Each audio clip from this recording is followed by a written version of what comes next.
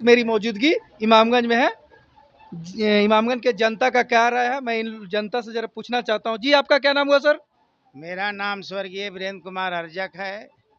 अनवरत में अम्बेडकरवाद और संविधान के बात को लेकर के क्षेत्रों में घूमते रहता हूँ।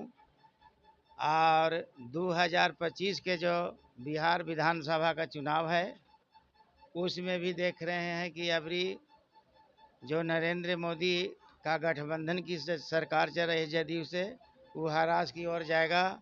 और जितने आपका जो इधर सरकार है, जैसे में आपका विपक्षी का यहाँ है राष्ट्रीय जनता दल, तो पूरे देश में एक बार पूरे राज्य में बदलना चाह रहे हैं कि एक बार जब बीजेपी से छीने लायक रहेगा ओकरे से छीनवावेंगे। और जनता का मूवमेंट पूरे बिहार में बना हुआ है कि अभी ललटेन को दिया जाएगा, इसलिए कि छीनने लायक सेकेंड पोजीशन उसी का हाई है। और इसके बाद जो मिशनरी पार्टी है जहाँ तहाँ तो दाव मिलेगा तो जाएगा, लेकिन अभी मिशन वाले लोग भी सोच रहे हैं कि राजद को वोट ज़्यादा से ज़्यादा करके और 2025 का विधानसभा में दें, ऐसी जनताओं में चर्चा होती है। और जनता को मंतव्य लिया जाता है तो ऐसा जनता बोलती भी है। अच्छा सर, मुझे एक बात बताइए, 15 से 20 साल हो गया, फिर भी यहाँ पे कारण क्या है कि जो ललटेन आज तक नहीं जला? देखिए, होता है क्या, जब राजद की सरकार नहीं था उस समय जनता दल की सरकार थी, इसके बाद राजद बना। और जब जनता दल की सरकार थी उस समय रामविलास नीतीश सब एक में थे, और किसी के औकात नहीं था कांग्रेस की सत्ता का डोलाने का। अगर डोलाने के बाद जगदेव प्रसाद के बाद कोई निकला ओबीसी में नेता, जिसका नाम है लालू प्रसाद, उन्होंने ऐसा डोला करके रख दिया और सत्ता कांग्रेस से छीन करके इन्होंने 15 वर्ष सत्ता में काबिज रहे। और 15 वर्ष के बाद जो ब्राह्मणवाद के अनुसार 52% के जो ओबीसी हैं वे शूद्र में आते हैं, और यहाँ के सवर्ण जाति के लोग लग रहा है कि उधर लालू जी चलाए इधर नीतीश जी चला रहे हैं। ये आपका शूद्रों की सरकार लगभग 35 वर्ष से बिहार में चल रही है, और अभी हरास होगा तो फिर लालू जी के बनेगा। इसलिए जो विदेशी यहाँ के रहने वाले हैं जिनका डीएनए नहीं मिलता है, जो 3.5% के जो ब्राह्मण हैं, उस सत्ता बिहार में काबिज करना चाहते हैं। लेकिन मैं कह देना चाहूँगा कि जनता का जो मानसिकता है, जहाँ बुद्ध की धरती है बिहार में, वो कभी आपका सवर्ण जाति का यहाँ सरकार नहीं बनेगी। बनेगी तो यहाँ का शूद्रों की सरकार बनेगी। अच्छा सर, आपसे एक सवाल था मुझे, एसआईआर के बारे में अब क्या इसका ख्याल है? देखिए, SIR या वोट का जो है सुधारवाद, तो छल बल जो लेके चलते हैं लोग, राजनीति करने वाले, जो हम लोग के अनवरत गुलाम बना के रखना चाहते हैं। तो साम दान दंड भेद वो अनुसार देखा कि गरीब गुरुआ में बहुत से वोट देने का अब अग्रेसर हो गया है। इसलिए बाबा साहेब भीमराव अम्बेडकर ने भी कही थे कि जब जब जनतंत्र की जितने बार चुनाव होगी उतने बार में जनता जनतंत्र की ओर सजग होगी और जनतंत्र को समझेगी।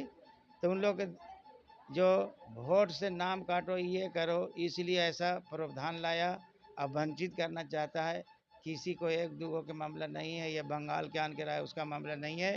पूरे हमारे भाई बंधु जो गरीब दर पीढ़ी यहाँ पर रह रहे हैं, छेउर पर हैं, बिना कागज पत्र के रह रहे हैं, इतनी गरीबी लोगों के आज भी हमारे लगता है कि एसी या अनुसूचित SC या ST समाज के लोग बहुत से छेउर पर बसे हुए हैं।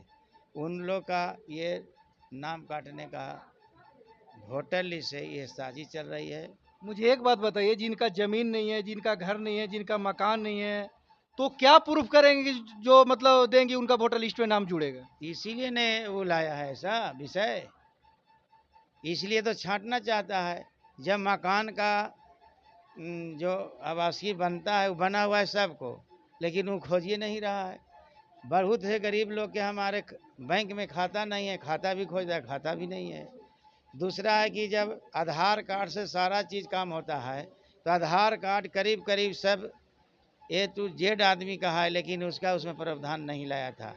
लेकिन राजद ने पूरे बिहार में आंदोलन किया, तो धीरे धीरे जो ऐसा सोच रहे थे उनका में थोड़ा बदलाव हुआ है। कब? जब आंदोलन किया तब। इसलिए राजद ने भी इसको विरोध किया, धरना किया, भारत को बंद रखा या बिहार को बंद रखा, तो कुछ तो आसान किया है। आप माई बहन की योजना जो तेजस्वी यादव जो बोल रहे हैं कि हमारे सरकार बनेगा तो हम सभी माता बहनों को 2500 रुपया देंगे, इस पर आपका क्या कहना है? देखिए, जब नीतीश और लालू जी के गठबंधन था, तो लालू जी ने कहे थे कि 10,000 टीचरों की बहाली करेंगे। तो 10,000 टीचर की बहाली हुई थी कि नहीं हुई थी? और जब 10,000 टीचरों की बहाली हुई, और फिर अगर राजद की सरकार बन जाएगी, बिना कोई सत्ता में गेले तो कुछ देगा नहीं, पावर तो वहीं से होता है। इसलिए अगर वो पहला करके दिखाई नहीं 10,000 के, तो आशा और विश्वास है कि उन्होंने जो वृद्धा पेंशन योजना है दे सकते हैं, उनकी सत्ता आ जाएगी, तो ऐसा अनुभव होता है। इस बार क्या लगता है आपको कि आरजेडी इमामगंज क्षेत्र से क्या सीट अपना निकाल पाएगी या नहीं निकाल पाएगी?